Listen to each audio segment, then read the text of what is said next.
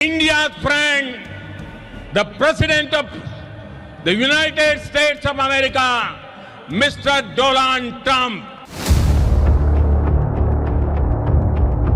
বন্ধুত্ব এখন শত্রুতায় রূপ নিচ্ছে।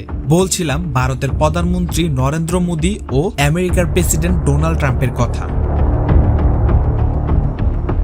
বর্তমান মার্কিন প্রেসিডেন্ট ডোনাল্ড ট্রাম্প একসময় মঞ্চে একসাথে হাউডে মোদি ও নমস্তে ট্রাম্প অনুষ্ঠানে মানুষের হৃদয় জয় করলেও আজ সেই বন্ধুত্বে ফাটল ধরেছে।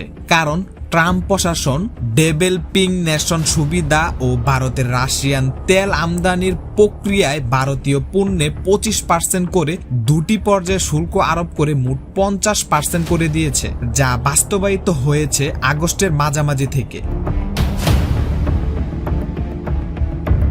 এই শুল্ক বৃদ্ধির কারণে টেক্সটাইল, গহনা রত্ন, অটো কম্পোনেন্টস ও জুয়েলারি শিল্পের উপর বিরূপ প্রভাব পড়েছে।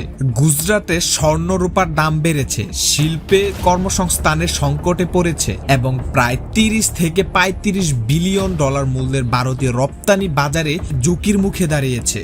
শিল্প নেতারা ডেথ কিনেল ও once in a generation opportunity হিসাবে এই সময়টিকে বর্ণনা করেছেন, যেখানে রাজনৈতিক চাপের মোকাবেলায় ব্যাট, নীতি সহায়তা এবং এফটিএ ত্বরান্বিত করার প্রভাব আসছে।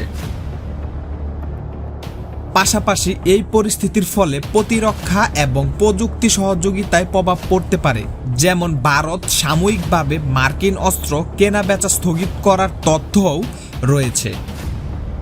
এইসব একত্রে প্রমাণ করে যে রাজনীতিতে স্থায়ী বন্ধুত্ব নেই, থাকে শুধু স্থায়ী স্বার্থ, আর স্বার্থের সংঘাতে বন্ধুত্বের হাসি নীরব হয়ে যায়।